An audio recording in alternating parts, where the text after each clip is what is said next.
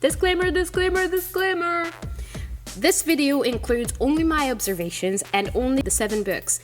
They're not including any documents or papers released after that, so only considering the books and what's inside them. Alright, let's start with Philosopher's Stone. 3 adults leave a baby on somebody's doorstep, by the way, knowing that they are not really nice people. After finding him in a blown up house, they're not even checking on him if it's alright or if it's healthy. They just leave a note, that's cool. And then the other side, there's this find a child, and they do nothing, child services or anything. In the UK, it's totally natural to just adopt a child that you find on your porch. Nobody ever notices that you have a child that's not even on your name, by the way, because you don't take the name. It's just a random child. So it's weird. Let's say it's weird. When Harry and Hagrid go to Diagon Alley, and Harry mentions that, I don't have any money. I'm poor. Sorry, I don't know how to buy that shit. And then Hagrid says, matter of factly, of course you have money. You don't think they left you without money. Just think about that for a second. Harry's parents were 21 when they died. And for a while then, they couldn't even leave the house to work because they were under the Fidelius charm. So, 2 unemployed young parents had so much money to leave after they died, or just, did they get a compensation or something after they died, or did they inherit money? The fuck is the deal with that? After finishing shopping at Diagon Alley, and Harry has this huge trolley full of stuff, nobody mentions anything about how he got home, because they don't say that Hagrid actually took him home. But an 11-year-old who has never been to London obviously can go to Surrey or something where he lives without money because he has no muggle money. But that's cool. Anyways, possible. And this is just a big general thing, probably pop up in many other videos as well. What is the deal with muggles and wizards? Why, oh why don't you know anything about muggles? You've been living with them, knowing that they exist for thousands of years, and you don't understand how they work and what they do and how electricity works. And obviously that can be another video if wizards would actually use muggle technology. They would merge the 2 worlds and it would be the best world ever. Don't use internet or electricity when you can use, fire and books. Oh yeah. Damn! Wizards, damn! Housing ceremony and housing in general. I will link down below a video of Curling Brothers, Super Curling Brothers, who are amazing! They explain this amazingly, their thoughts on housing ceremonies and houses in general and how screwed up they are in Hogwarts. But I wholeheartedly agree with that. And I just wanted to mention that and put that idea out there just to start thinking about it. How screwed up is that? That you just literally sorting 11-year-old kids on one quality of their personality. Even if you accept that this is the system, then some people are just sorted totally randomly, I hate the sorting. I hate the houses. As we know, Forbidden Forest is super forbidden. It's dangerous, you die there. Dumbledore says it before every year that students are not allowed there. They're super dangerous. If you go there, you die. Oh, you crazy, crazy, silly Dumbledore. Why would you say that? It's cool to have a forest that's super dangerous next to a school with hundreds of students. That's fine because, you have guards who are just protecting the kids from them. And wait, no you don't. No, you don't have that. 3 11-year-olds, for whatever reasons, are out of bed at 1 o'clock in the morning.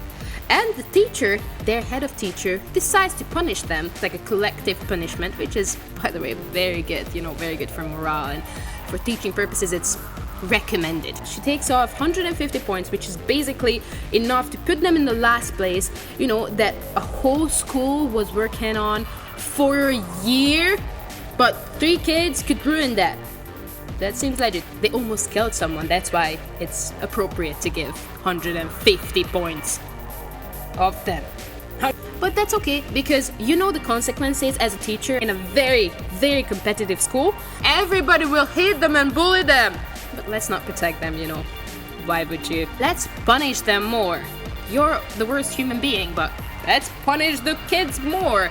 Let's take them to the forest.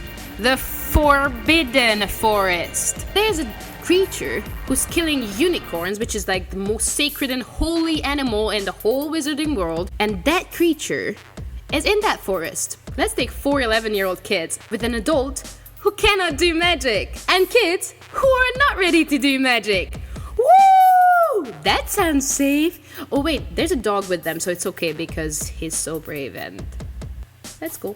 Let's just separate them.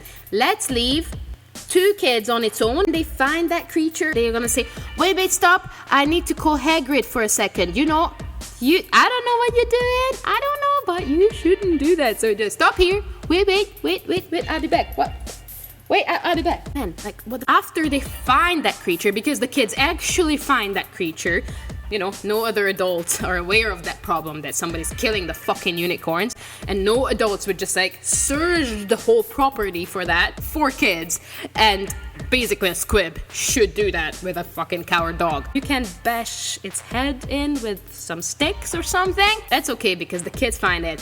Malfoy runs away. By the way, he's in the forest alone, and he somehow manages to find these people. And the centaur, who's obviously best friends of the humans, as future examples show, finds and rescues Harry and explains to him that it was Voldemort.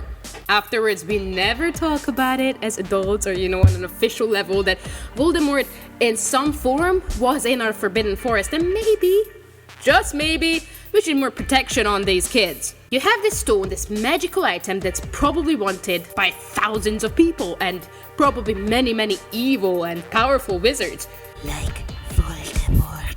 You don't trust Gringotts, the only bang of the wizarding world, with dragons and goblins and other magical seals to hold that stone, but you trust your school with hundreds of students in it.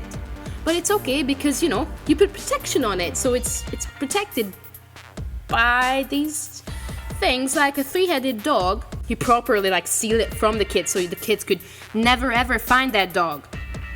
Oh, wait a second, I'm sorry. So you do that, you have all these little layers of stuff that you include all different people, so definitely more and more people will be involved and understand the system and, the way Squirrel actually got in.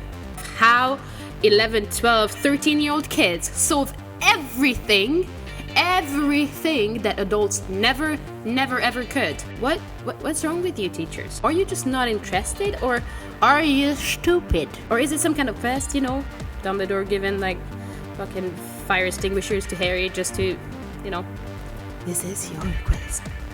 You have to know that in order to survive. What is wrong with you people? Why? Tell me why. It's getting dark now, and my lighting is fading away. As my lighting is disappearing right now, I'm gonna go now. I hope you enjoyed this video, and give me a thumbs up if you did, or share it, or whatever. I will make a series. I will make it from every book, and hopefully you like it. See you later.